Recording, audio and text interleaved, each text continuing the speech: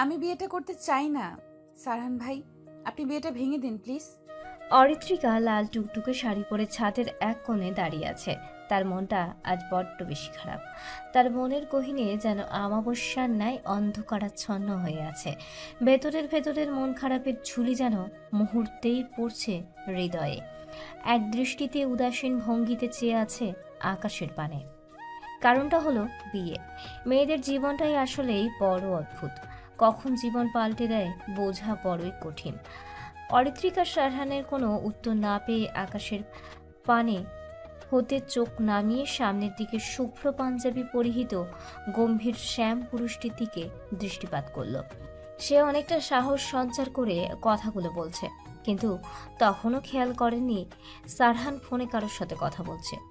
সে যে কথাগুলো বলেছে শুনেছে কি মানুষটি? হয়তো শোনেনি। সারহান এখনো ফোনে কথা বলেই যাচ্ছে কারোর সাথে। মুখশ্রী গাম্ভীর্য ভাব থাকলেও ভীষণ রেগে আছে তা অস্পষ্ট বুঝতে পারল অরিত্রিকা। কপালের রক টান টান হয়ে আছে। অরিত্রিকা দূর হতে কথাটা শুনে বুঝল পার্টি অফিসের কোনো ঝামেলা হয়েছে। হয়তো আবারও অন্য কোনো দলের মানুষের সাথে মারামারি করেছে। এ আর নতুন কি, প্রায় দিনই তো তার দিনের শুরু হয় এসব কাহিনী দিয়ে। অরিত্রিকার অপছন্দের তালিকায় রাজনীতি একদম শীর্ষ অবস্থানে। মারপিট, খুন, রাজনীতিবিদ এরাই তো তার অপছন্দের শীর্ষে অন্তর্ভুক্ত। সারহান ছাদের অপর পাশ ফিরেই ফোনে কথা বলা ব্যক্তিকে গম্ভীর মুখেই বলে উঠল, তোদের বলেছিলাম একা কোনো কাজ করতে যাবি না, অথচ তোরা আমায় না বলেই ওই তালুকদার সাহেবকে শিক্ষা দিতে গিয়েছিলি। সময় মতো আমি আরও লোক না পাঠালে কি হতো বুঝতে পারছিস? আর হবে না ভাই, পরবর্তীতে আপনার প্ল্যান অনুযায়ী কাজ করব। মনে থাকে যেন। ঠিক আছে ভাই। সারহান কল কাটার পরপরই অরিত্রিকার দিকে শান্ত চাহনিতে তাকালো। দেখল লাল টুকটুকে শাড়ি পরে হালকা সাজে মলিন মুখশ্রীতে তার দিকে তাকিয়ে আছে অরিত্রিকা। ভ্রু কুঁচকে গেল তার। ভরাট কণ্ঠে জানতে চাইল, বিয়ে কেন করবি না? ছেলে পছন্দ হয়নি? অরিত্রিকার এই ভরাট কণ্ঠ শুনেই প্রাণ যায় যায় অবস্থা। একটু আগেই সাহস সঞ্চার করে যে কথাটা বলেছে, এখন তার উত্তর দিতেই যেন গলা শুকিয়ে আসছে। শান্ত চাহনি যেন রক্ত হিম করে দিচ্ছে। কণ্ঠনালী হতে যেন কথাই বের হচ্ছে না। অরিত্রিকা কিছুটা ভয় দমিয়ে নিজেকে শান্ত করল। সারহানের মুখ পানে পূর্ণ দৃষ্টি ফেলে করুণ স্বরে বলল, সারহান ভাই, আমি চাইছি না এই মুহূর্তে বিয়ে করতে। আমি আরো পড়াশোনা করতে চাই, নিজের পায়ে দাঁড়াতে চাই, তারপর বিয়ে নিয়ে ভাববো। আপনি প্লিজ মা বাবাকে বলুন আমার যেন বিয়ে না দেয়। সারহান অরিত্রিকার কথা শুনে তীক্ষ্ণ দৃষ্টিতে তাকালো। কিছু একটা মনে পড়তেই ভ্রুযুগল কুচকে জিজ্ঞেস করলো, মেডিকেলের রেজাল্ট তো 2 দিন আগে দিয়েছে, নিশ্চয়ই চান্স পাসনি। তাই তো চাচা তোর বিয়ের জন্য উঠে পড়ে লেগেছে। আর কি বললি? নিজের পায়ে দাঁড়াতে চাস? এখন কার পায়ে দাঁড়িয়ে আছিস? অন্যের পায়ে? সারহানের কথা শুনে অরিত্রিকার মুখ গোমরা হয়ে গেল। অপমানে মুখটা থমথমে হয়ে গেছে তার। 2 দিন আগে তার মেডিকেলের রেজাল্ট বেরিয়েছে, কিন্তু দুর্ভাগ্যবশত সে চান্স পায়নি। আসলে অ্যাডমিশনের জন্য তেমন সিরিয়াসভাবে পড়েনি। না পড়লে কি আর চান্স পাওয়া যায়?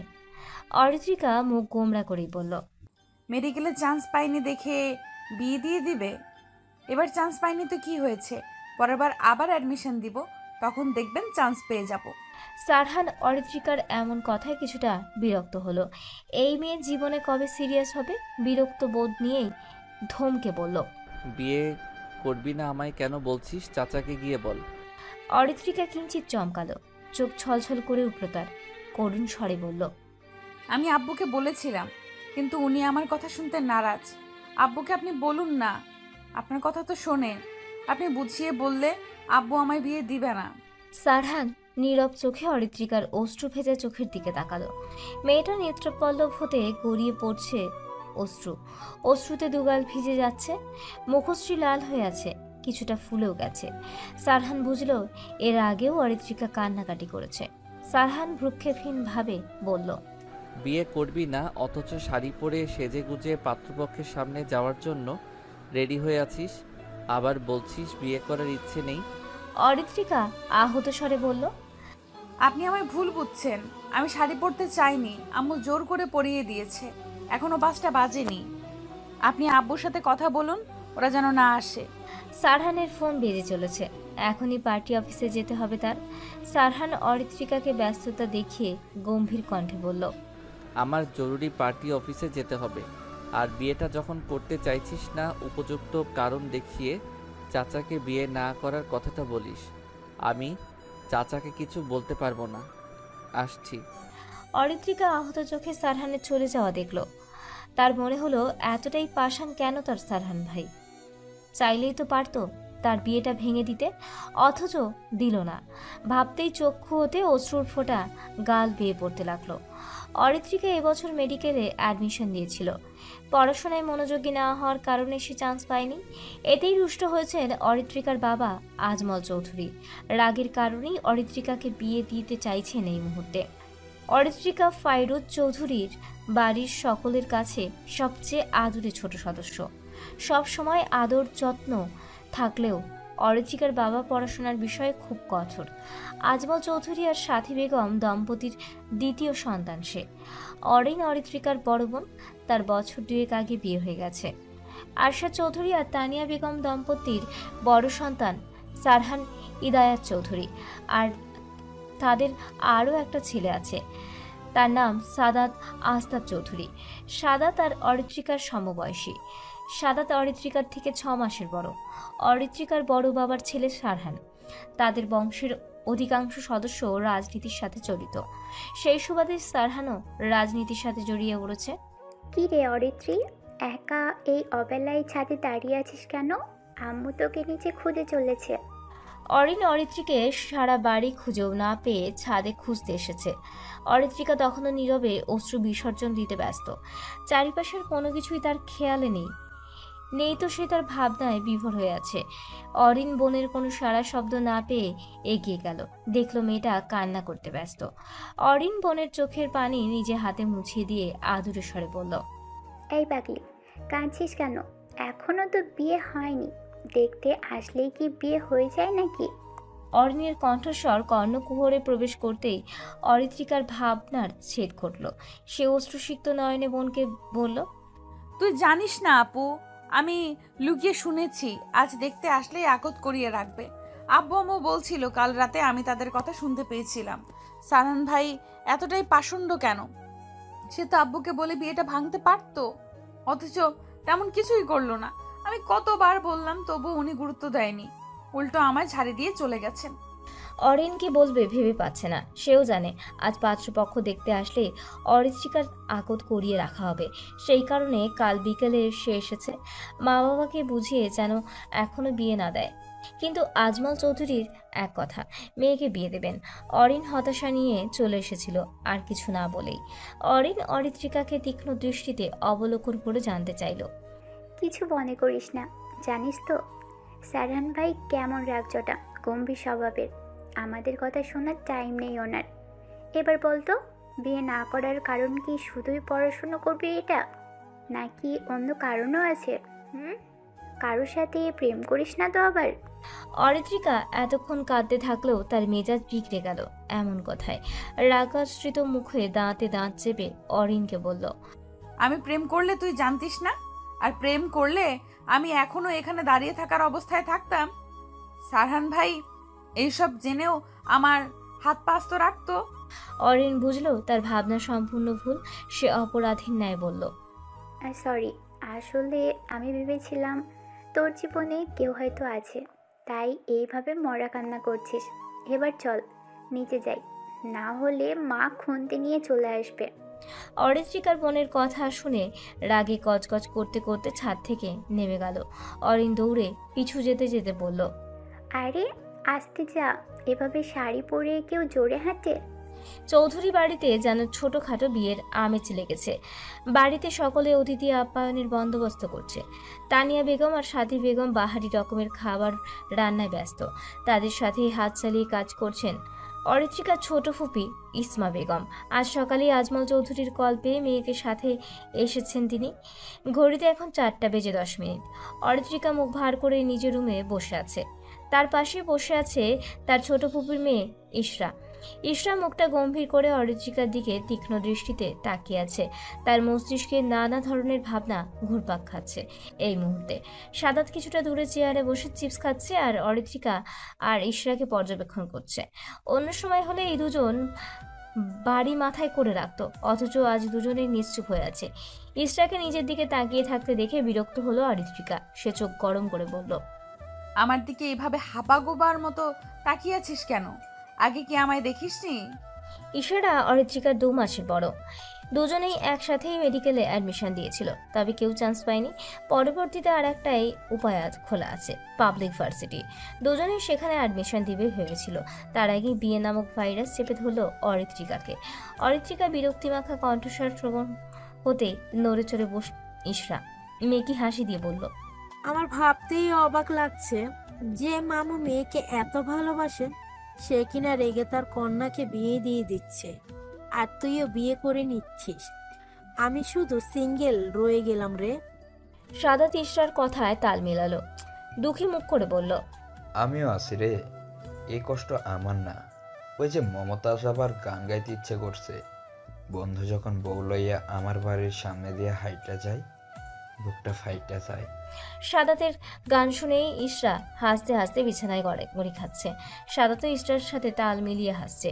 অরিত্রিকা এদের কাণ্ড দেখে রেগে আগুন হয়ে গেল। রাগে ইশরার পিঠে জোরে সরে একটা কিল বসিয়ে দিল। ইশরা আহ করে আর্তনাদ করে উঠল। তখনই সাদাত ধাম করে কিলের আওয়াজে হাসি থামিয়ে চুপ হয়ে গেল। সে মার খেতে চায় না। অরিত্রিকা রেগে বলল, আর হাসবি? এইদিকে আমি নিজের দুঃখে মরে যাচ্ছি, আর তোরা আমায় নিয়ে মজা নিচ্ছিস। আমারও সময় আসবে এক সময়। এখানে চুপ করে বসে থাক, বেশি কথা বললে রুম থেকে বের করে দিব।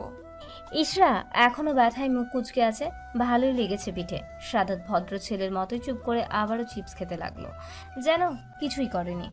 অরিত্রিকার মনটা আবারও অনামিশার ন্যায় অন্ধকার হয়ে গেল। চিৎকার করে কাঁদতে ইচ্ছা করছে। অরিনকে হন্তদন্ত হয়ে ছুটে আসতে দেখে তিনজনেই তাকালো সামনের দিকে। অরিন নিচতলা থেকে দৌড়ে 2য় তলা এসেছে। এতেই হাঁপিয়ে গেছে। অরিন হাঁপাতে হাঁপাতে বলল, অরিত্রী, তোর হবু বরকে কারা যেন আমাদের বাড়িতে আসার সময় পথিমধ্যে বেদম পেটিয়েছে। বেচারার অবস্থা আশঙ্কাজনক। সিটি হসপিটালে ভর্তি আছে এখন। নিশাদের বাবা কল করেছিলেন, এখন মা, বাবা আর বড় মা হসপিটালে গেছে নিশাদকে দেখতে। অরিত্রিকা বোনের মুখের এমন খবর শুনে থম মেরে রইল। এখন তার খুশিতে নাচতে ইচ্ছা করছে। তার মানে আজ বিয়েটাই হবে না, কিন্তু এখন নাচা যাবে না। মনে মনে আকাশে উঠছে সে। খুশির ভাবাবেগ প্রকাশ করা যাবে না এখন। সাদাত আর ইশরা কথাটা শুনেই অবাক হয়ে গেল। ইশরা জিজ্ঞেস করলো, আপু, কারা মেরেছে জানতে পেরেছো? না, তবে পুলিশকে জানানো হয়েছে। সেই মুহূর্তে অরিত্রিকার ফোনে মেসেজ এসেছে। সেই মেসেজের আওয়াজে ফোনটা হাতে নিতেই দেখলো সারহান ভাই একটা ভিডিও পাঠিয়েছে। তার একটু রাগ হলো। তখনকার কথা শুনলো না, এখন আবার ভিডিও পাঠাচ্ছে। কিসের ভিডিও এটা? কৌতূহলবশত ভিডিওটা অন করতে চমকে উঠল। ভিডিওতে দেখা যাচ্ছে কয়েকজন ছেলে পেলে মিলে একজনকে বেধড়ক মারছে। সেই একজন যে আর কেউ নয়, তার হবু বর নিশাদ। প্রিয় সারহান, আমি আপনাকে প্রথম দেখেছিলাম আমাদের কলেজের একটা প্রোগ্রামে। প্রথম দেখাতে ক্রাশ খেয়েছিলাম। কত সুন্দর হাত নাড়িয়ে নাড়িয়ে ভাষণ দিয়েছিলেন। তখন আমি আপনার দিকে অপলকভাবে তাকিয়েছিলাম। আপনার গাম্ভীর্য ভাব, সুদর্শন চেহারা, আপনার ডেম কেয়ার ভাব, আপনার কঠোর ভাবভঙ্গি আমায় মুগ্ধ করেছে। আপনার কথা ভাবতে ভাবতে কত শত রাত নির্ঘুম কাটিয়েছি তার ঠিক নেই। আচ্ছা বলুন তো, আপনি এত হট কেন? মন চায় টুপ করে গিলে ফেলি। আর একটা কথা, আমি আপনাকে ভীষণ ভালোবাসি। ইতি, আপনার অজানা প্রেমিকা। সারহান পুরো চিঠিটা কিছুক্ষণ উঁচু স্বরেই পড়ল। তার মুখশ্রী গম্ভীর। চিঠির এমন ধরন দেখে রাগে চোয়াল শক্ত হয়ে এলো তার। সারহানের সামনেই কাঁচুমাচু ভঙ্গিতে দাঁড়িয়ে আছে অরিত্রিকা, তার মুখশ্রী নিচু। চিঠির লেখনী শুনেই তার কেমন লজ্জা আর অস্বস্তি বোধে অতলে ডুবে গেছে। ধরা পড়া চোরের মতো মুখ লুকিয়ে আছে সে। চিঠিটা কেন যে সে সারহানের রুমে রাখতে এসেছিল, নিজের প্রতি রাগ হচ্ছে। সে চোরা চোখে রুমের বাইরে তাকালো। দরজার বাইরে লুকিয়ে থাকা দুজনের পা দেখা যাচ্ছে। এদের জন্যই তো ফেঁসে গেছে সে। এখন কি যে হবে ভাবতেই হাত পা ঠান্ডা হয়ে আসছে অরিত্রিকার। সারহান অরিত্রিকার দিকে তাকালো, দেখলো ভীত মুখশ্রীতে নিশ্চুপ হয়ে দাঁড়িয়ে আছে। সে চিঠিটা অরিত্রিকার সামনে ধরে গাম্ভীর্য ভাব নিয়েই বলল, এটা কোথায় পেয়েছিস তুই? অরিত্রিকা একটু চমকালো। সে ভীত ভীত চোখে তাকালো সারহানের দিকে, ঢোক গিলে বলল, আপনাকে চিঠিটা একজন দিতে বলেছিল, তাই তো নিয়ে এসেছি আপনাকে দেওয়ার জন্য। সারহানের মুখশ্রী কঠিন বর্ণ ধারণ করলো। সে শক্ত গলায় বলল, পড়াশোনা না করে এসব চিঠি আদান প্রদান করা হচ্ছে? তো আর কজনের চিঠি আদান প্রদানের বাহক হয়েছিস? অরিত্রিকার চোয়াল ঝুলে গেল, চোখ বড় বড় হয়ে গেল তার। সে তো এই প্রথম চিঠি আদান প্রদানের বাহক হয়েছে, তাও প্রথমবারই এমন একটা বিদঘুটে পরিস্থিতিতে পড়তে হবে তার অজানা ছিল। ভেবেছিল সারহানের রুমে চিঠিটা রেখেই পগার পার হয়ে যাবে, কিন্তু তার হলো কই, চিঠি রাখতে এসেই তো আগেই ধরাটা খেলো। এখন যদি তার বাবাকে সারহান ভাই চিঠির কথা বলে দেয়, তাহলে তো তাকে বাড়ি থেকেই বের করে দিবে। ভাবতেই ভয়ে গলা শুকিয়ে আসছে। কি যে বিপদে পড়ল সে। অরিত্রিকাকে অন্য ভাবনায় মগ্ন থাকতে দেখে সারহান রণমূর্তি ধারণ করলো, দাঁতে দাঁত চেপে বলল, এতটা অবাধ্য হয়েছিস? কি জিজ্ঞেস করেছি উত্তর দিচ্ছিস না কেন? অরিত্রিকা সারহানের রাগী কণ্ঠস্বর শ্রবণ হতেই ভড়কে গেল। নিজেকে ধাতস্থ করে মিনমিন কণ্ঠে উত্তর দিল, এই প্রথম আপনার জন্য চিঠি এনেছি। এমন কাজ আমি আগে করিনি। আমি সত্যি বলছি, আর কখনো এমন হবে না।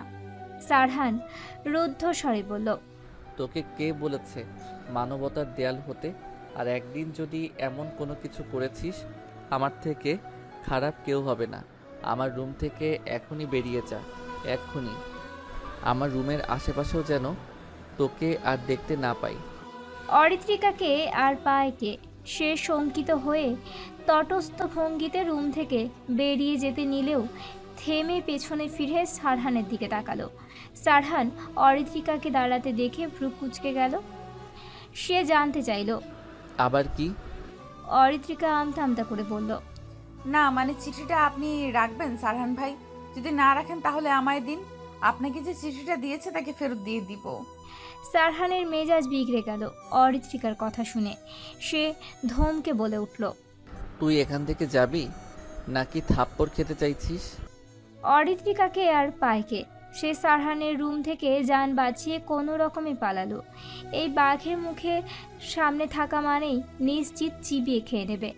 এতক্ষণ তো সে যান হাতে নিয়েই দাঁড়িয়েছিল, আর একটু হলেই তো আক্কা পেত সে। অরিত্রিকাকে দৌড়ে বেরোতে দেখে সাদাত আর ইশরাও পিছু পিছু দৌড়ে গেল। সারহান চিঠিটা তালু দ্বারা পিষ্ঠ করে জানলা দিয়ে বাহিরে ছুঁড়ে মারল। রাগে মাথা দপদপ করে জ্বলছে যেন। অরিত্রিকার এমন কাণ্ডে বিরক্ত সে। মেয়েটার সব দিকেই কেমন খাম খেয়ালি ভাব। শরীর এড়িয়ে সোফায় বসলো সে। এখন রাত 8টা বাজে। সে বিকেলে পার্টি অফিসে গিয়েছে, কাজ সেরে এখন ফিরল সে। আবার আরেকটা ঝামেলা নির্মূল করতে হয়েছে। প্রচণ্ড ক্লান্তি অনুভব করছে, ফ্রেশ হওয়ার দরকার। সারহান সোফা থেকে উঠে আলমারি থেকে নিজের জামা কাপড় নিয়ে ওয়াশরুমে চলে গেল।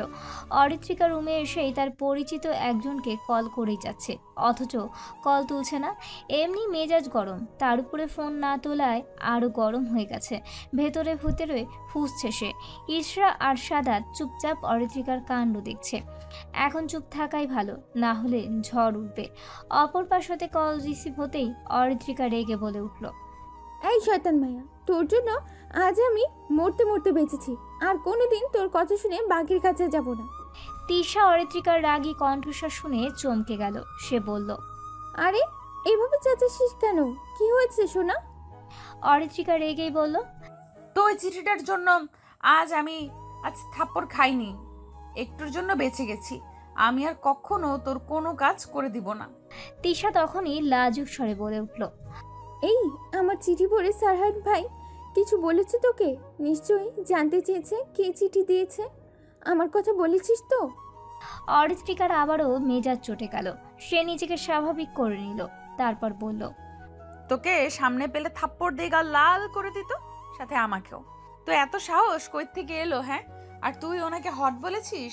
সারহান ভাই তোকে টুপ করে গিলে ফেলতে ইচ্ছে হয়। অসভ্য মাইয়া। আমি যদি চিঠিটা আগে পড়তাম তাহলে কখনোই দিতে যেতাম না। কেন, সারহান ভাই তোকে কিছু বলেছে? থাপ্পড় দিতে চেয়েছে। তুই জানিস চিঠিটা আমাকে পড়ে শুনিয়েছে। আমি তো লজ্জায় শেষ, পারছিলাম না মাটি ফাঁক করে ঢুকে যেতে। তুই এত নির্লজ্জ কেন? এসব লিখতে লজ্জা করেনি? তোরে যদি এখন কাছে পাইতাম ঝাড়ু দিয়ে পিটাইতাম। সোনা, রাগ করিস কেন? তোর ওই নাকুচু ভাই এত হ্যান্ডসাম যেগুলোই তাকে নিয়ে ভাবি, তাই চিঠিতেও লিখে দিয়েছি। ওনাকে নিয়ে দিবা স্বপ্ন দেখা বাদ দে, আর কোনো দিন এমন কথা তোর মুখে যেন না শুনি। আমি রাখলাম। বলেই কল কাটলো অরিত্রিকা। তার মেজাজ খিটখিটে হয়ে আছে। রাত 10:15। পরিবারের সদস্যরা সকলে একসাথে খেতে বসেছে। আজমল আর আরশাদ সাহেব খাচ্ছেন আর নিজেদের মধ্যে কিছু আলোচনা করছেন। তানিয়া বেগম আর সাথী বেগম সবাইকে খেতে দিচ্ছেন। অরিত্রিকার ফুপি বিকেলে বাসায় চলে গেছে। অরিনও শ্বশুরবাড়ি চলে গেছে। বিয়ে হয়নি, তাই তারাও তাদের গন্তব্যে প্রস্থান করেছে। ইশারা যায়নি বললে ভুল হবে, অরিত্রিকা যেতে দেয়নি। সাদাত আর ইসরা এক মনে খেয়েই যাচ্ছে। এদিকে অরিত্রিকার টেনশনে খাওয়া আসছে না। খাবার মুখে নিলেও গলা অবধি নামছে না। সে বারবার চোখ ঘুরিয়ে সিঁড়ির দিকে তাকাচ্ছে, মূলত সারহান আসছে কিনা তা দেখার জন্য। যদি এসে তার বাবাকে চিঠির বিষয়টা বলে তাহলে তো আজ শেষ। তানিয়া বেগম অরিত্রিকাকে খাওয়া বাদ দিয়ে চুপ করে বসে থাকতে দেখে বলল, কি রে মা, চুপচাপ খাওয়া বাদ দিয়ে বসে আসিস কেন? তানিয়া বেগমের কথা শুনে সকলে অরিত্রিকার দিকে তাকালো। অরিত্রিকা সিঁড়ির দিক থেকে চোখ ফিরিয়ে বলল, বড় মা, আমার খেতে ইচ্ছে হচ্ছে না। কেন, খাবার পছন্দ হয়নি? অরিত্রিকা উত্তর দিবে এমন সময় তার পাশের চেয়ারে ধপ করে কারোর বসার আওয়াজ পেল। অরিত্রিকার ছোট্ট সত্তা চমকিত হলো। সে পাশে তাকাতেই দেখতে পেল সারহানকে। সারহান এখনো গম্ভীর হয়ে আছে। এদিকে অরিত্রিকার চিন্তা যেন মাথায় চড়ে বসেছে। এই মানুষটা না সবার সামনে চিঠির কথা বলে বসে। সাথী বেগম সারহানকে খাবার তুলে দিতে লাগলো। সারহানের আজ খেতে ইচ্ছে হচ্ছে না, তাই সাথী বেগমকে হাত থামিয়ে বলল, আর দিও না চাচি। সাথী বেগম একটু অবাক হয়ে বললেন, এত কম খাবার খাবি আজ? আজ খেতে ইচ্ছে হচ্ছে না। সাদাত খাওয়া থামিয়ে বলল, ভাই, তোমার আর অরিত্রির আজ কি হয়েছে বলো তো? দুজনেই খেতে চাইছো না? কথাটা শুনে সারহানের ভ্রু কুঁচকে গেল। সে সরাসরি দৃষ্টি ফেলল অরিত্রিকার পানে। অরিত্রিকা এতক্ষণ সারহানের দিকে তাকিয়েছিল। সারহান তাকানোতে সে তখনই চোখ নামিয়ে ফেলল। তানিয়া বেগম তরকারি দিতে দিতে বললেন, তোরদের যে মাঝে মাঝে কি হয় বুঝি না বাপু। একজন তো সে কখন থেকে ভাত নেড়ে যাচ্ছে, মুখে তুলছে না, আরেকজন এসে বলছে অল্প খাবে। সাদাত ভাত চিবুতে চিবুতে বলল, অরিত্রিকা তো তোর বিয়ে না হওয়ার শোকে খাচ্ছে না। তো ভাই, তুমি কেন খাচ্ছ না? তোমার কি গার্লফ্রেন্ড ফেঁকে গেছে? অরিত্রিকার কথাটা শুনতেই সাদাতের দিকে কটমট দৃষ্টিতে তাকালো। রাগে নাকের পাটাতন ফুলেছে। সাদাত দেখেও ডোন্ট কেয়ার ভাব নিয়ে খাওয়ায় মনোযোগী হলো। সারহান সাদাতের দিকে তাকিয়ে ফিচেল হেসে বলল, জবান বেশি চলছে তাই না? তো কয়েকদিন আগে যেন তোকে কার সাথে বাইকে ঘুরতে দেখলাম। সাদাত এই কথা শুনে বিষম খেলো, জোরে জোরে কাশতে লাগলো। তানিয়া বেগম দৌড়ে ছেলের পিঠের কাছে গিয়ে পিঠ নেড়ে দিতে লাগলো। কয়েকদিন আগেই সাদাত তার গার্লফ্রেন্ডকে নিয়ে ঘুরতে গিয়েছিল, সেটা সারহান দেখেছে। এখন তার ভাই আস্ত রাখবে না। কেন যে সে সারহানকে খোঁজা দিতে গিয়েছিল? আরশাদ সাহেব বিরক্তি নিয়ে বললেন, এইসব কি শুরু করেছো তোমরা? ভুলে যেও না আমরা তোমাদের গুরুজন। সারহান আর কিছু না বলে চুপচাপ খাওয়া শুরু করলো। আজমল সাহেব সারহানকে উদ্দেশ্য করে বলল, তুমি তো শুনছো নিশাদকে যেন কারা মেরেছে? সারহান নির্লিপ্তভাবে উত্তর দিল, শুনেছি বিকেলে। তোমার একটা কাজ করতে হবে, যারা মেরেছে তারা খোঁজ বের করে দিতে হবে। পুলিশ তো এখন কিছু সারহা বের করতে পারেনি। ঠিক আছে, আমি আমার লোকদের বলে খোঁজ নিতে বলছি। ঠিক আছে। অরিত্রিকা সারহানের কথা শুনে চোখ বড় বড় করে সারহানের দিকে তাকালো। তার চোখে মুখে অবাকতার রেশ। এই মানুষটাই তো নিশাদকে তার লোক দিয়ে মেরেছে, অথচ ভাব করছে যেন কিছু জানে না। এত ধুরন্ধর মিথ্যাশ্রয়ী মানুষ কেমনে হয়? এই মানবকে না দেখলে সে জানতেই পারতো না। দেখো কেমন করে খাচ্ছে, যেন ভাজা মাছটা উল্টে খেতে জানে না। ভাবতেই মুখ বাঁকালো অরিত্রিকা। নিশাদকে আজ কেন মেরেছেন সারহান ভাই? ওনার সাথে আপনার কিসের শত্রুতা আমায় বলবেন? অরিত্রিকা উদ্বিগ্ন হয়ে জানতে চাইল সামনের দণ্ডায়মান গম্ভীর শ্যাম পুরুষটির থেকে। কৌতূহল বশত নিশাদকে কেন মারা হয়েছে তা জানতে এসেছে। এতটুকু বলতেই যেন ভয়ে কণ্ঠ জড়িয়ে আসছে তার। তবু মনে সাহস নিয়ে অসাধ্য কাজ সাধন করবে সে। সারহান পরিচিত মেয়েরই কণ্ঠস্বর কর্ণকুহরে প্রবেশ করতেই কান থেকে ফোন সরিয়ে পেছনে ঘুরে কঠোর চোখে তাকালো। সামনে অরিত্রিকাকে ভীতু চাহনিতে তাকিয়ে থাকতে দেখলো। দেখা মাত্রই ভ্রু কুঁচকে গেল সারহানের। সাহারান, আমার কথা শুনতে পাচ্ছ?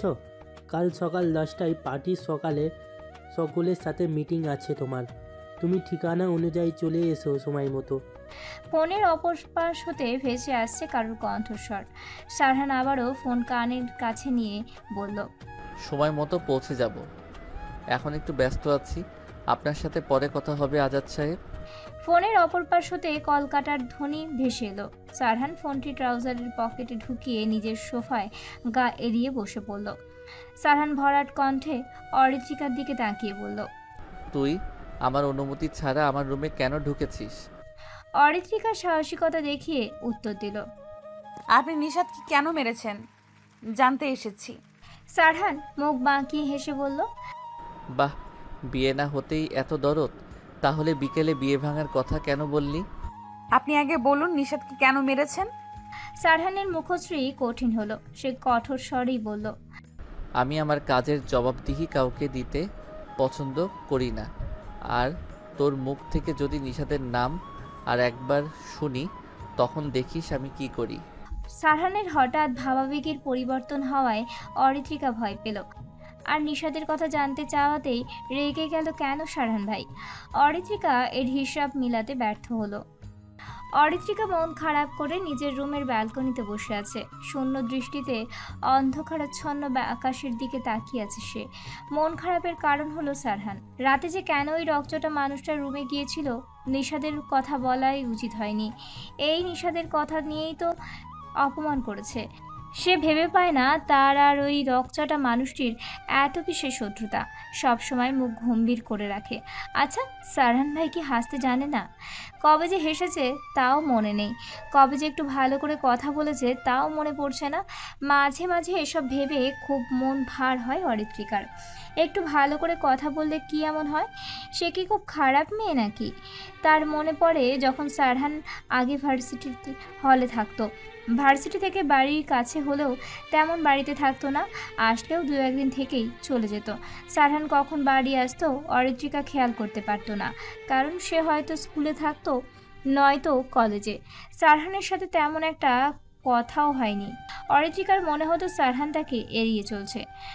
সরাসরি চোখাচোখি হলেও যে যার মতো পাশ কাটিয়ে চলে এসেছে।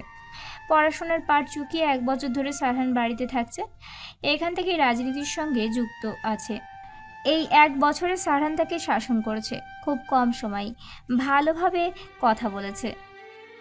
আমার সকল অভিযোগে তুমি, তোমার মিষ্টি হাসি ডাকি আমি, আমার না বলা কথার ভাজে তোমার গানের কত সুর ভাসে, তোমায় নিয়ে আমার লেখা গানে অযথা কত স্বপ্ন বোনা আছে, আমার হাতের আঙুলের ভাঁজে তোমাকে নিয়ে কত কাব্য রটে, ভুলিনি তো আমি তোমার মুখের হাসি, আমার গাওয়া গানে তোমাকে ভালোবাসি, আসো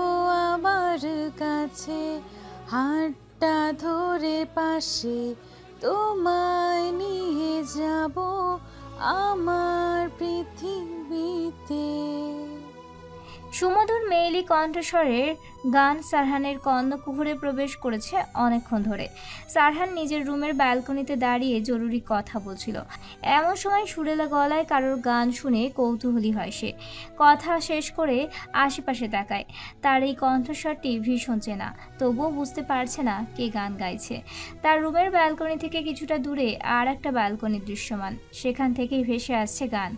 গানে মিশে আছে অভিযোগ, বিষাদের সুর। ব্যালকনিতে মেয়েলি অব্যয় স্পষ্ট, বোঝা যাচ্ছে ওটা অরিত্রিকার রুমের ব্যালকনি। তবে কি অরিত্রিকা গান গাইছে?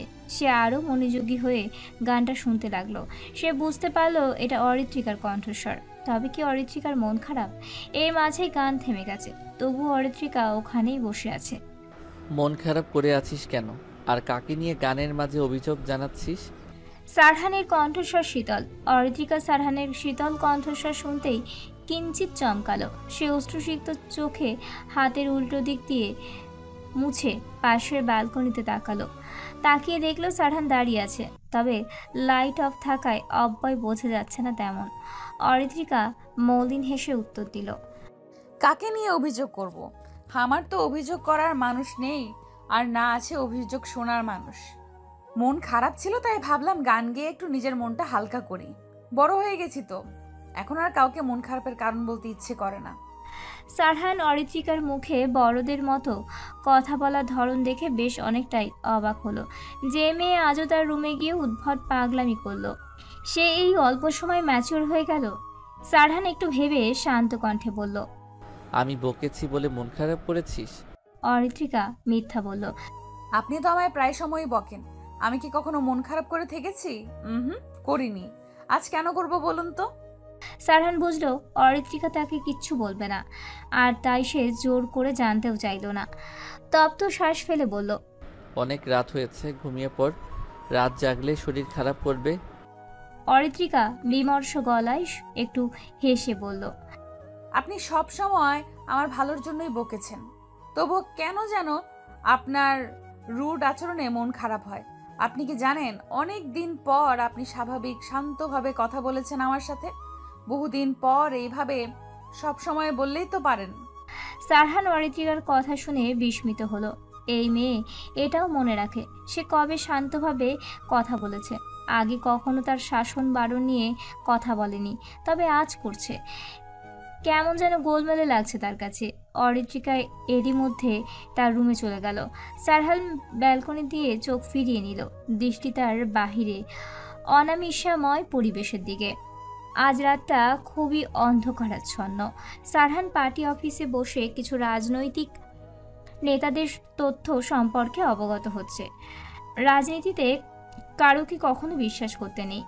কে যে কখন পিঠে ছুরি চালিয়ে দেয় তা বলা যায় না। কয়েক মাস পর ইলেকশন আছে। একজন গণ্যমান্য এমপি হয়ে সে কাজ করছে। সেই এমপি হলো রাজশাহীর এমপি। এই এমপির নাম হলো মোসাম্মদ আজাদ খান। সারহান ছাত্রজীবন থেকে রাজনীতির সঙ্গে যুক্ত। রাজশাহী ভার্সিটির পড়াশোনা চলাকালীন ছাত্র রাজনীতিতে তার অবাধ বিচরণ ছিল, আর এখনও আছে। তার বাবা চাচারাও রাজনীতির সঙ্গে যুক্ত আছেন, তবে সারহান তাদের থেকে এক ধাপ এগিয়ে আছে। সারহান, তোর সাথে দুজন দেখা করতে এসেছে।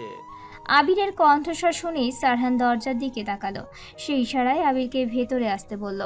আবির সারহানের ইশারা করা দেখে ভেতরে প্রবেশ করলো। সারহান জানতে চাইল, কে এসেছে?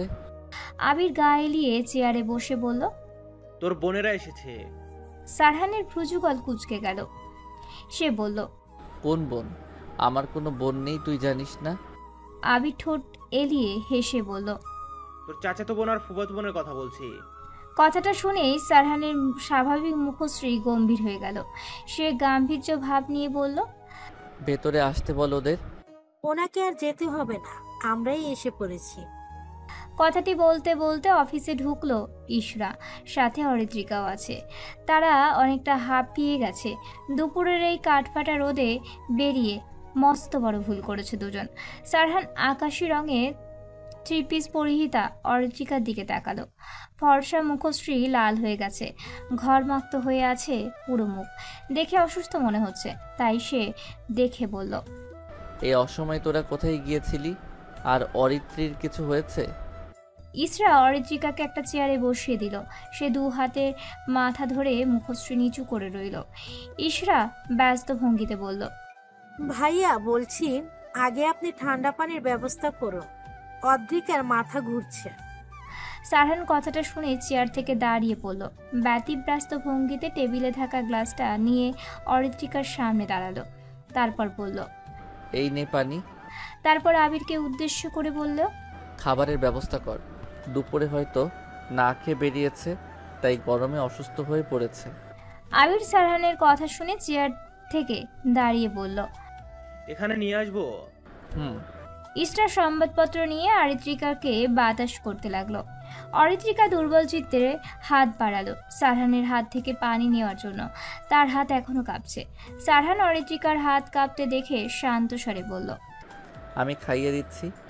অরিত্রিকা হাত নামিয়ে দুর্বল চোখে সারহানের দিকে তাকালো। সারহান অরিত্রিকার সামনের পানির গ্লাস ধরে ইশারা করলো খাওয়ার জন্য। অরিত্রিকা ভদ্রবীর মতো ইশারা অনুসরণ করে গ্লাসে চুমুক দিল। পানি খাওয়া হতেই গ্লাস হতে মুখ সরিয়ে নিল অরিত্রিকা। সারহান হাতে থাকা গ্লাস টেবিলের উপর রাখলো।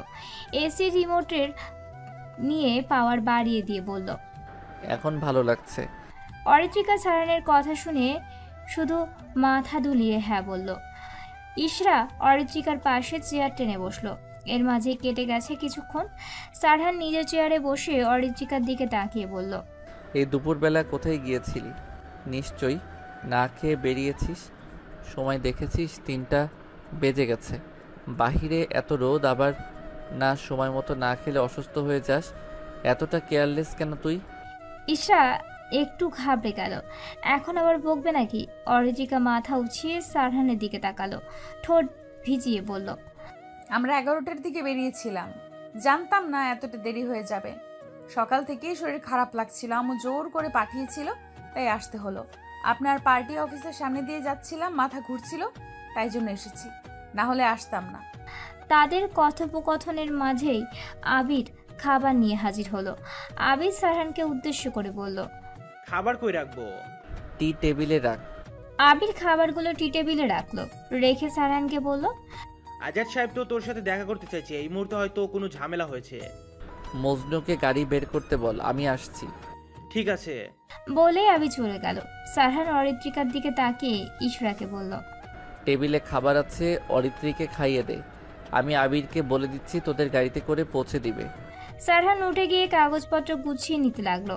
অরিত্রিকা সারহানের দিকে তাকিয়ে দুর্বল চিত্রে বলল, আপনি দুপুরে খেয়েছেন? সারহান ব্যস্ত ভঙ্গিতে কাগজপত্র গুছাতে গুছাতে বলল, না, খাবার সময় পাইনি। খাবার খেয়ে যান, আপনার তো কোনো খাবারের টাইমেরই ঠিক নেই।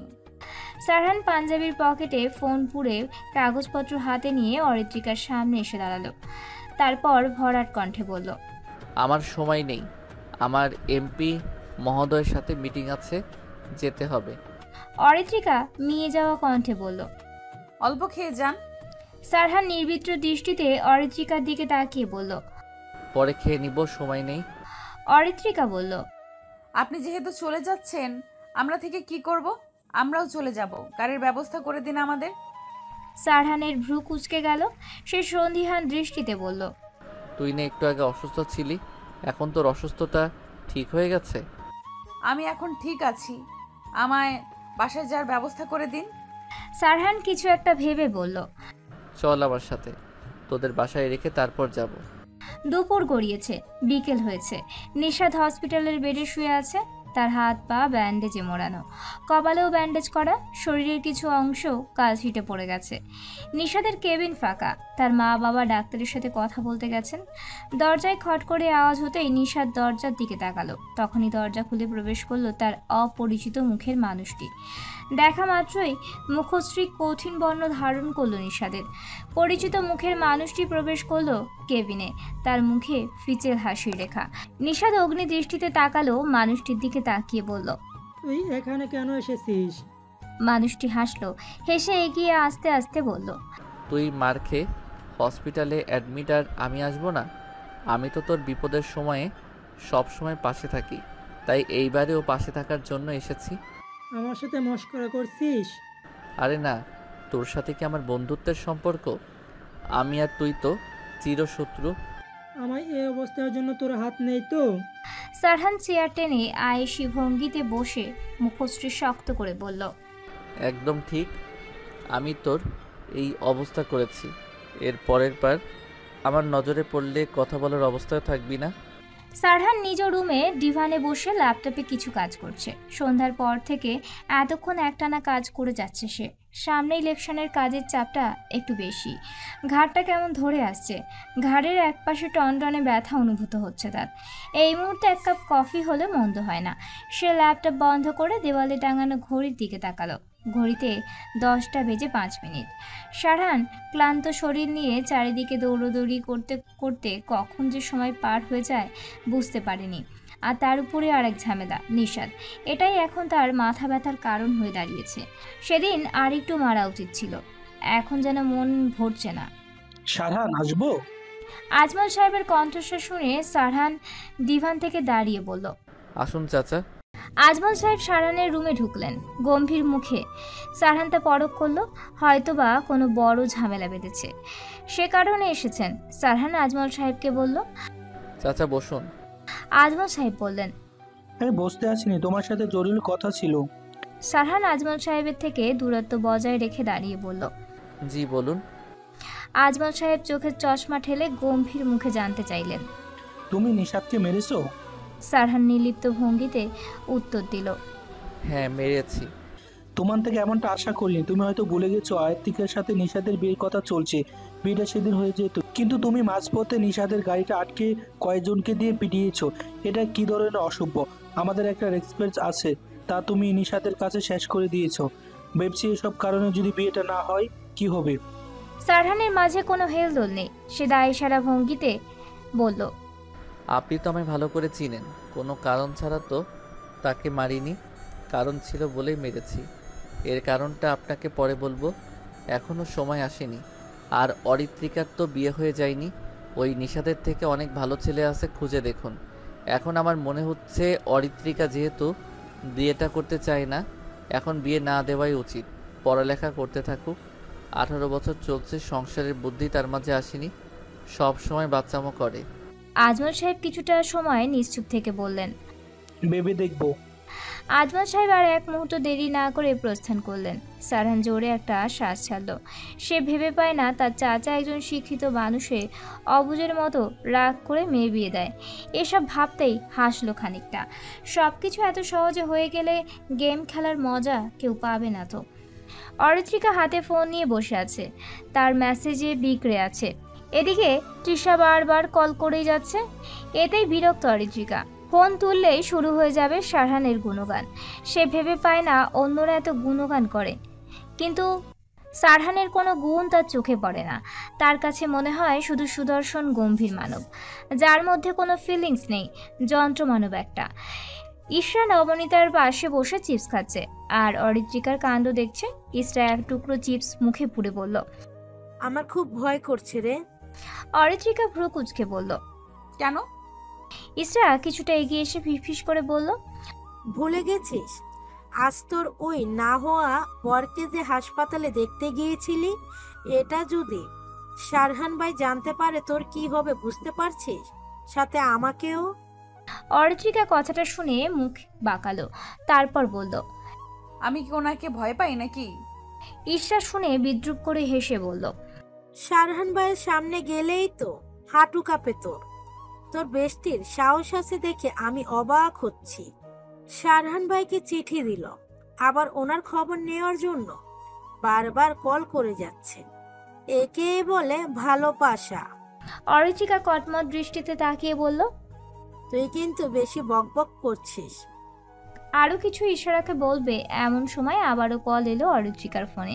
অরিত্রিকার মেজাজ এবার তুঙ্গে। নাম্বারটা অচেনা, তার মানে নাম্বার বদলে কল দিয়েছে তিশা। সে খিচে যাওয়া মেজাজ নিয়ে কল ধরে বলল, তোকে বলেছি না আমায় কল দিবি না, তাও কল কেন দিচ্ছিস? এখন আবার সারহান ভাইয়ের খবর নিতে শুরু করিস না। সন্ধ্যা থেকে সারহান ভাই করে মাথা পাগল বানিয়ে দিচ্ছিস। কি আছে ওই সারহান ভাইয়ের মধ্যে? হ্যাঁ, শুধু দেখতে সুন্দর তাই এমন করে উঠে পড়ে লেগেছিস? তোর নজর লেগেই সারহান ভাইয়ের পেট খারাপ হবে, আমার কথা মিলিয়ে নিস। এই চুপ করে আছিস কেন? কথা বল। তোর কথা শেষ হয়েছে নাকি এখনো বাকি আছে? থাকলে বলে ফেল। অরিত্রিকা সারহানের গম্ভীর কণ্ঠস্বর শুনে হতবিহ্বল হয়ে গেল। সে ফোনটা কান থেকে সরিয়ে সামনে উঁচিয়ে তুলে দেখলো অচেনা নাম্বার। এটা সারহানের নাম্বার। অরিত্রিকার ভয়ে গলা শুকিয়ে গেল। এবার তার কি হবে? ইশারা অরিত্রিকাকে ঠায় বসে থাকতে দেখে গুঁতো দিয়ে বলল, কিরে কই হারাইলি? অরিত্রিকা অন্যমনস্ক ভাব নিয়ে বলে উঠল, সারহান ভাই, হারিয়ে গেছি। ইসরা মুখে চিপস দিয়ে এই কথা শুনে খুব খুব করে কেসে উঠল। তার চোখ বড় বড় হয়ে গেল। এসব কি বলল অরিত্রিকা? সে কি ভুল শুনেছে? ইসরা অবাক হয়ে বলল, এই তোর মাথা গেছে? কি বলছিস তুই? অরিত্রিকা নড়ে চড়ে বসলো। ভাবলো সে ইসরাকে কি বলেছে। সে জিভ কেটে কাঁদো কাঁদো স্বরে বলল, আরে সারহান ভাই কল করেছে, আর আমি ওনাকে তিশা ভেবে উল্টাপাল্টা কথা শুনিয়েছি। এখন আমার কি হবে বোন? ইসরা সারহানের কথা শুনে মেকি হেসে বলল, কি আর হবে, 2 গালে 4টা থাপ্পড় খাবি। কেন কল করেছে দেখ, না হলে আরো 2টো বেশি খেতেও পারিস। অরিত্রিকা করুণ চোখে তাকালো ইসরার দিকে। ইসরা ইশারা করলো কথা বলার জন্য। অরিত্রিকা ঢোক গিলে ফোনটা কানে ধরতেই ভেসে আসলো সারহানের বাজ খাই আওয়াজ। এতক্ষণ ধরে কথা বলে যাচ্ছি, কোনো উত্তর দিচ্ছিস না কেন? আমি শুনতে পাইনি। 5 মিনিটের মধ্যে দেখা করবি আমার সাথে। কথাটা বলেই কল কেটে দিল সারহান। অরিত্রিকা ফোন হাতে নিয়ে অসহায়ের মতো বসে রইল। সাদাত অরিত্রিকার রুমে এসে ইশারাকে মিটিমিটি হাসতে দেখলো। তার পাশেই অরিত্রিকা থমথমে মুখে বসে আছে। সাদাত ভ্রুকুচকে জিজ্ঞেস করলো, এই অরিত্রি, তোর কি হয়েছে? মুখ গোমড়া করে বসে আছিস কেন? অরিত্রিকা মুখ গোমড়া করে বলল, তোর এই বজ্জাত ভাইয়ের জন্য। আজ আবার আমায় অপমান করার জন্য ডেকেছে। আর কপালটাই ফাটা বাস, তা না হলে এত অপমানিত হতাম? সাদাত শুনে দাঁত কেলিয়ে হেসে বলল, এসব বলিস না। ভাই শুনলে ওই নিশাদের সাথে বিয়ে দিয়ে এখান থেকে তাড়াবে তোকে। তোর ভাইয়ের কাজই তো এমন। আমি বলে দিলাম, তোর ভাইয়ের কপালে বউ জুটবে না। বিয়ে করলেও কয়েকদিনের মধ্যেই বউ পালাবে জানলা দিয়ে। আমার কপালে বউ জুটবে কি জুটবে না তোকে মতামত জানাতে বলেছি। কারোর গম্ভীর কণ্ঠস্বর শুনে অরিত্রিকা, ইশরা আর সাদার দরজার দিকে তাকালো। তাকাতেই দেখলো কালো ট্রাউজার আর কালো টি শার্ট পরিহিত সারানকে। বুকে হাত গুজে তাদের দিকে ভ্রু কুচকে তাকিয়ে আছে। 3 জনেই ভূত দেখার মতো চমকে উঠল। অরিত্রিকার মনে পড়ল কে যেন বলেছিল, যেখানে বাঘের ভয় সেখানেই সন্ধ্যা হয়। অরিত্রিকা, এবার তোর কি হবে? কেউ বাঁচাতে পারবে না এই রকচটা মানুষটি থেকে। কাছুমাচু ভঙ্গিতে 3 জনকে তাকিয়ে থাকতে দেখে সারহান এগিয়ে আসলো। সারহান ইশারা আর সাদাতকে উদ্দেশ্য করে বলল, অরিত্রিকার সাথে কিছু কথা আছে, তোরা দুজন একটু বাহিরে যা। সাদাত যেন হাঁপ ছেড়ে বাঁচল। সে কোনো মতে ক্যাবলা হাসি দিয়ে বলল, ঠিক আছে, এই ইশারা চল।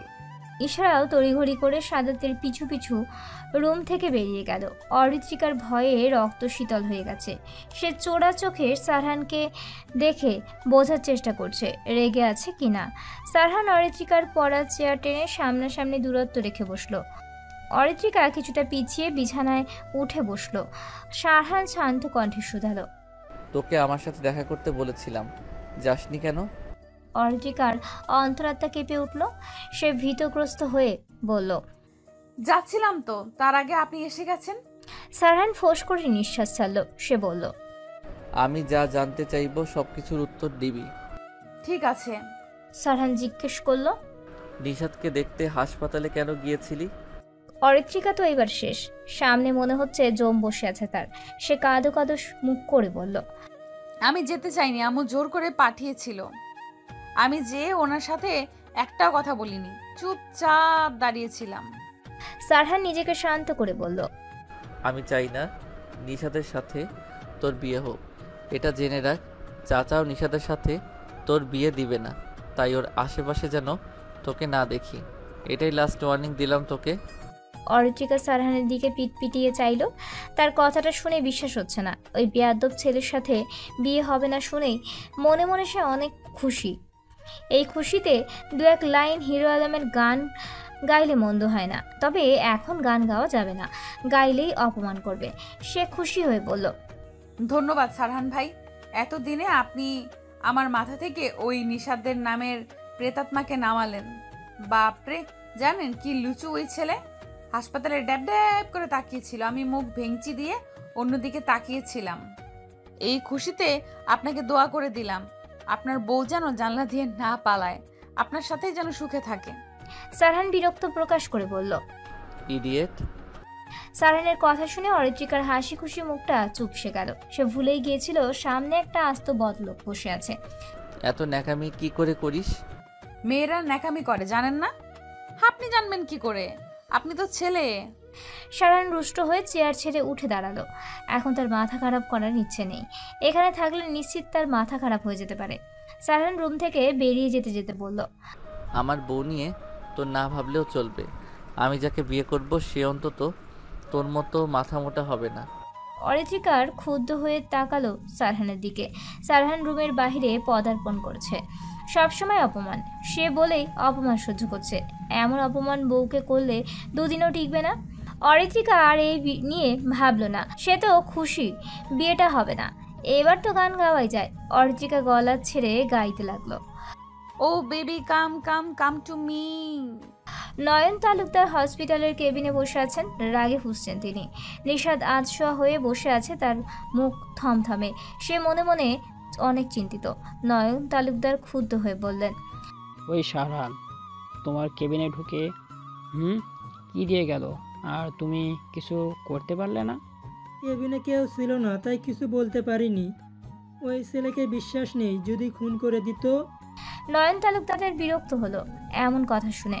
তিনি বললেন, সারহান তোমায় পাবলিক প্লেসে কুত্তার মতো মারলো, তাও নিজেকে বাঁচাতে পারোনি। আমি ভেবে পাচ্ছি না ওই চৌধুরীর বাড়ির মেয়েকে কেন তোমার বিয়ে করতে হবে? মেয়ের কি অভাব পড়েছে? নিশাদ গা গুলিয়ে হাসলো, তারপর চোখ মুখ শক্ত করে বলল, তুমিও না মামু, এটা ভেবে রাখো আমি কখনোই কোনো কাঁচা কাজ করি না। এবারও প্ল্যান মতোই এগিয়েছিলাম, কিন্তু সারহান সব কিছুতে পানি ঢেলে দিল। আমার মনে হচ্ছে সারহান আমার পরিকল্পনা জেনে গেছে। সকাল 11:30। অরিত্রিকা আর ইশরা খেয়ে ডাইনিং রুমের সোফায় বসে প্ল্যান করছে আজকে বিকেলে পদ্মার পাড়ে ঘুরতে যাওয়ার। কিন্তু সমস্যা একটাই, তাদের ঘুরতে নিয়ে যাওয়ার মানুষ নেই।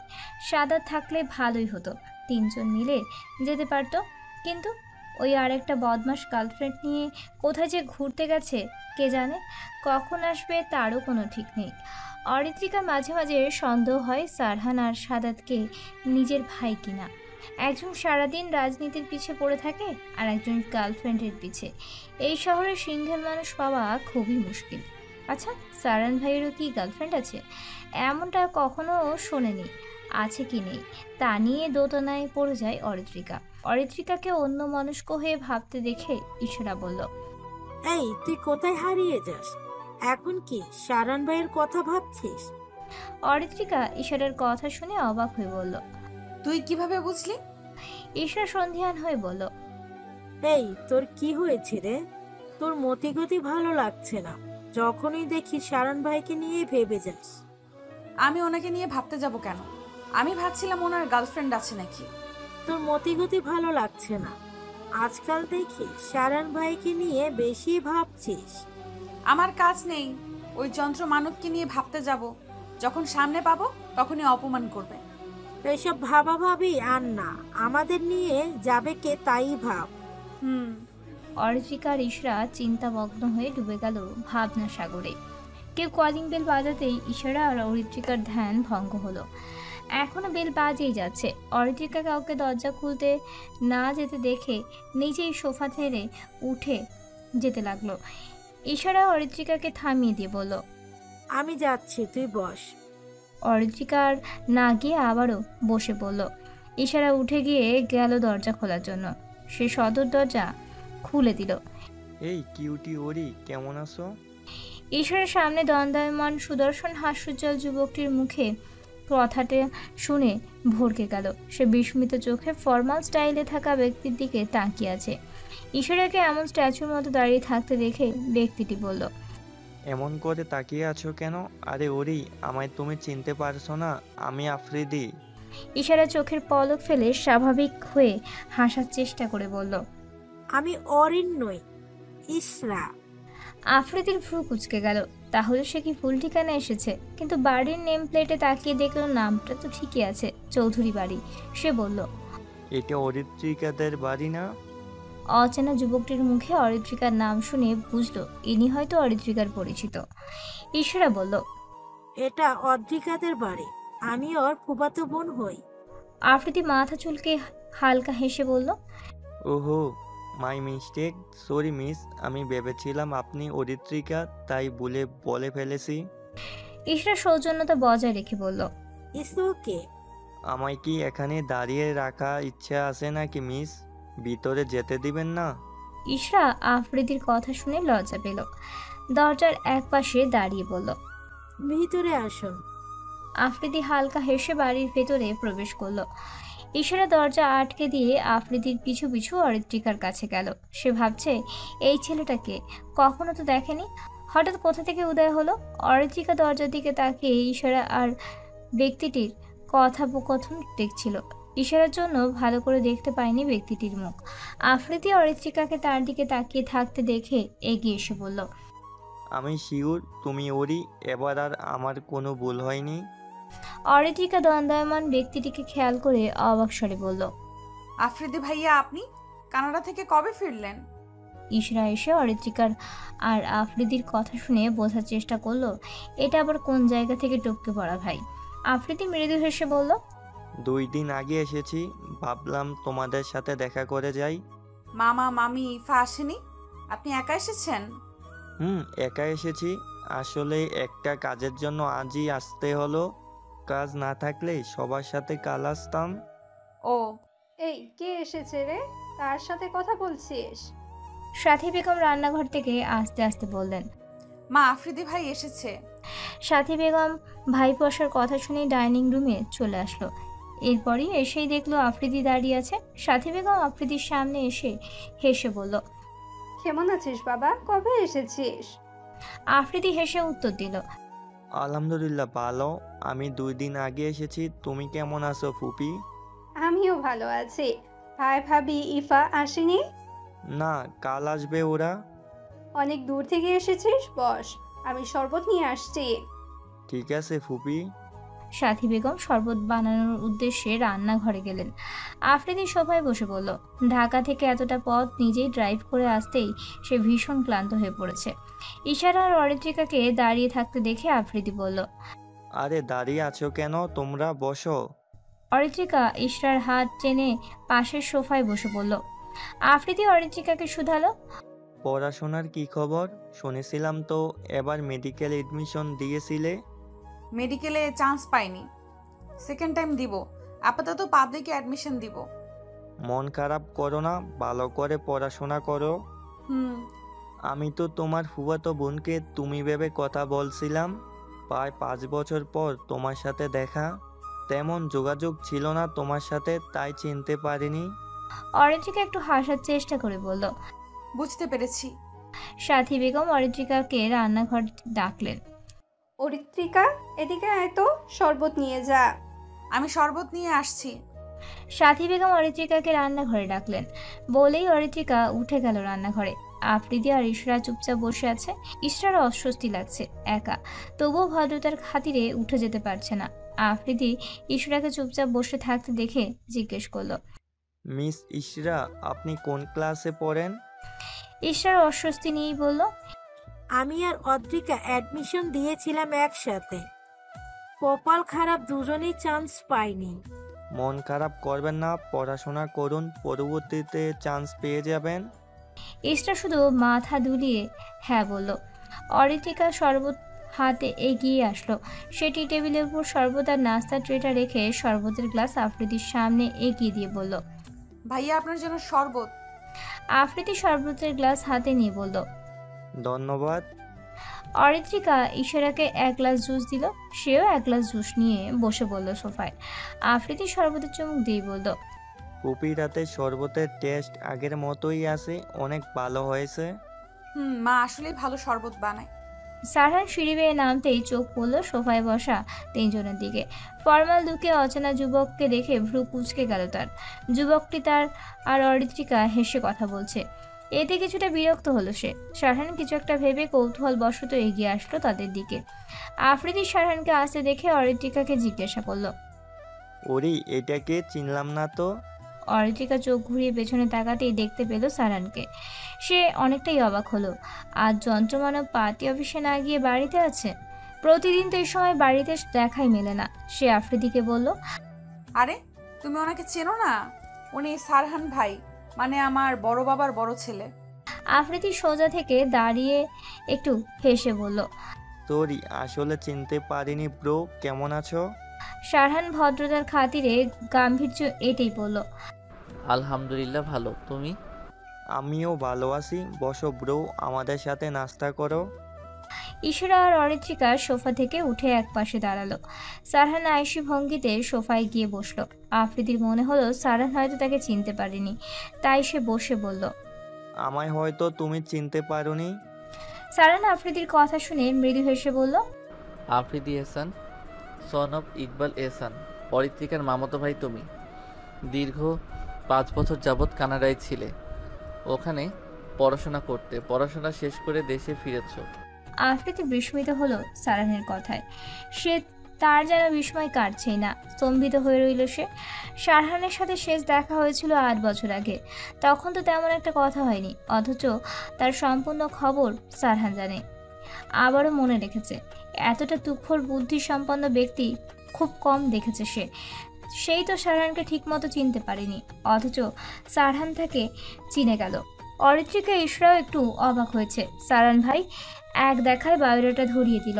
সারহান অরিত্রিকাকে আরও ইশরাকে দাঁড়িয়ে থাকতে দেখে রুষ্ট গলায় বলল, মা তোদের কখন থেকে ডাকছে, অথচ তোরা যাচ্ছিস না? এক্ষুনি যেতে বললো তোদের। অরিত্রিকা সারহানের কথা শুনে অবাক হয়ে বলল, বড় মা আমাদের কখন ডেকেছে? আমরা তো শুনতে পেলাম না, আর কেনই বা ডাকছে? সারহান খিচে যাওয়া মেজাজ নিয়ে বলল, জানি না, ডেকেছে কেন শুনে আয়। অরিত্রিকা আর ইশারা এক মুহূর্ত দেরি করলো না। তারাও সেখান থেকে দাঁড়িয়ে দ্রুত প্রস্থান করলো। আফ্রিদিকে স্তম্ভিত হয়ে বসে থাকতে দেখে সারহান ভ্রু কুঁচকে বলল, কি হলো, আমার দিকে এভাবে তাকিয়ে আছো কেন? আফ্রিদি একটু নড়ে চড়ে বসে নিজেকে স্বাভাবিক করে বলল, ব্রো তুমি আমায় 8 বছর পরও কিভাবে চিনলে তাই ভাবছিলাম। আর এক দেখায় আমার বায়োডাটা বলে দিলে। বুদ্ধিমান তুমি, নিশ্চয়ই পুলিশে জব করো। সারহান ফিচেল হেসে বলল, পুলিশ হলে কি তুখোড় বুদ্ধিমত্তার মানুষ হয়? আর কেউ হয় না? হয়তো, কিন্তু সারহানের ফোন বেজে উঠেছে। সে আফ্রিদিকে ইশারা করলো কথা না বলার জন্য। আফ্রিদি চুপ করে গেল। সারহান ফোনটা রিসিভ করে বলল, সারহান ইদায়ত চৌধুরী স্পিকিং। অপর পাশের ব্যক্তিটিকে কিছু বলতেই সারহান চোখ মুখ শক্ত করে ফেলল। আমি আসছি, আমার আসার আগে কোনো ঝামেলা করিস না। আমি এসে তারপর ওদের দেখছি। সারহান কথাটা বলেই কল কেটে উঠে দাঁড়ালো। সারহানকে উঠতে দেখে আফ্রিদি বলল, কোথাও যাবে ব্রো? পার্টি অফিসে যাব। আফ্রিদি অবাক হয়ে বলল, তুমি রাজনীতির সাথে যুক্ত? সারহান অবলীলায় বলল, ছাত্র জীবন থেকে যুক্ত আছি। অরিত্রিকা গ্যারেজের সামনে দাঁড়িয়ে ইশরা আর সাদাত আর আফ্রিদির জন্য অপেক্ষা করছে। এখনো আসছে না কেন? দুপুরের পর পদ্মার উপরে যাওয়ার প্ল্যান করেছে তারা চারজন। ইশারা যেতে চাইছিল না, কিন্তু অরিত্রিকা তাকে জোর করে নিয়ে যাচ্ছে। না যেতে চাওয়ার কারণটা আফ্রিদি ইশারার অচেনা হয় যেতে চায়নি। অরিত্রিকা এখনও একটা বিষয় নিয়ে দুপুর থেকে ভেবেই যাচ্ছে। সারহান বলেছিল তাকে আর ইশারাকে বড়মা ডাকছে, কিন্তু সারহান গিয়ে তানিয়া বেগমকে বলল কেন ডেকেছে। তানিয়া বেগম অবাক হয়ে বলেছিল ডাকেনি তাদের। অরিত্রিকা ভেবে পাচ্ছে না সারহান ভাই তাকে মিথ্যা কেন বলল। সে কখনো সারহানকে মিথ্যা বলতে শোনেনি। এই কাঠফাটা রোদ গরমে অবস্থা শোচনীয় হয়ে গেছে। তিনজন এখন না আসায় সে আর দাঁড়িয়ে থাকতে পারল না। দাঁড়িয়ে থাকতে না পেরে গ্যারেজের পাশে থাকা একটা চেয়ারে বসলো। এতক্ষণ দাঁড়িয়ে থাকা না যায় নাকি? বাড়ির বাহিরে গাড়ির আওয়াজ হতেই অরিত্রিকা গেটের দিকে তাকালো। এটা তো সারহান ভাইয়ের গাড়ির আওয়াজ। এত দ্রুত চলে আসলো আজ। মেইন গেট দিয়ে সারহানের গাড়ি প্রবেশ করলো চৌধুরী বাড়িতে। গাড়ি এসে থামলো ঠিক গ্যারেজের সামনে দিকটায়। সারহান গাড়ির দরজা খুলে বাইরে বেরিয়ে আসলো। অরিত্রিকা কালো শার্ট প্যান্ট, কালো ঘড়ি আর কালো জুতো পরিহিত মানুষটির দিকে সরাসরি তাকালো। এই লুকে সারহান ভাইকে অনেক সুন্দর লাগছে তো। তিশা যদি দেখতো সারহান ভাইকে এই অবস্থায়, নিশ্চিত পাগলামি শুরু করে দিত। শার্ট ফোল্ড করা থাকায় হাতের কিছু অংশ দৃশ্যমান, সাদা ব্যান্ডেজের আস্তরণে হাতের তালুর অংশ মোড়ানো। তা খেয়াল করতেই অর্চিকা আতঙ্কিত হলো। দুপুরেও তো হাতে ব্যান্ডেজ ছিল না। সারণ ভাই কী করে অ্যাক্সিডেন্ট করেছে? আর কোথাও লাগেনি তো? তার কি হলো সে জানে না। বিচলিত ভঙ্গিতে সারহানের কাছে দৌড়ে চলে গেল। সারহান কারোর পায়ের আওয়াজের শব্দ শুনে সামনের দিকে তাকালো। তাকাতেই দেখতে পেল আতঙ্কিত মুখশ্রীতে দৌড়ে আসছে অরিত্রিকা। এমন করে কেন দৌড়ে আসছে তার সারহানের মস্তিষ্ক ধরতেই পারল না। তখনই অরিত্রিকা দৌড়ে সারহানের কাছে সরাসরি হাত ধরে দেখতে লাগলো ক্ষতস্থানটি রক্তে ভিজে লাল হয়ে আছে। সে বিচলিত হয়ে ব্যান্ডেজের স্থান অবলোকন করতে করতে বলল, সারহান ভাই, আপনার হাতে কি হয়েছে? কিভাবে কাটলো এতটা? আর কোথাও ব্যথা পেয়েছেন কি? সারহান অরিত্রিকার হঠাৎ হাত ধরাতে কিঞ্চিত অবাক হলো। সে বিস্ময় নিয়ে তাকালো অরিত্রিকার দিকে। অরিত্রিকা কখনো এমন করেনি আগেও তো এমন আহত অবস্থায় বাড়িতে এসেছে। তখন অরিত্রিকা দূরে দাঁড়িয়ে থাকতো, কাছে এসে দেখতো না। তবে আজ কি হলো এই মেয়ের? সরাসরি তার হাত ছোঁয়ার সাহস দেখালো। একবারও ভাবলো না যদি কিছু বলে সে। অরিত্রিকা সারহানের উত্তর না পেয়ে করুণ স্বরে বলল, কি হলো বলছেন না কেন? কিভাবে এমন হলো? নিশ্চয়ই আবারও রাজনীতি নিয়ে ঝামেলা হয়েছে। এমন কেন আপনি? এত বড় হয়েছে, নিজের খেয়াল রাখেন না? সারহান বিচলিত ভঙ্গিতে তার হাত দেখতে থাকা অরিত্রিকার দিকে তাকিয়ে শান্ত স্বরে প্রত্যুত্তর করলো, আমার তেমন গুরুতর আঘাত লাগেনি, সামান্য লেগেছে। এতটা ভয় পাচ্ছিস কেন বলতো? আগেও তো এর থেকে বেশি আঘাত লেগেছে। তখন তো তোকে এতটা উতলা হতে দেখিনি, দূরে দূরে থেকেছিস। তবে আজ এত অশান্ত কেন তোর মন? সারহানের বলা কথাগুলো শ্রবণ হতেই যেন অরিত্রিকার হৃদস্পন্দন থমকে গেল। সে স্তম্ভিত নয়নে সারহানের মুখপানে তাকালো।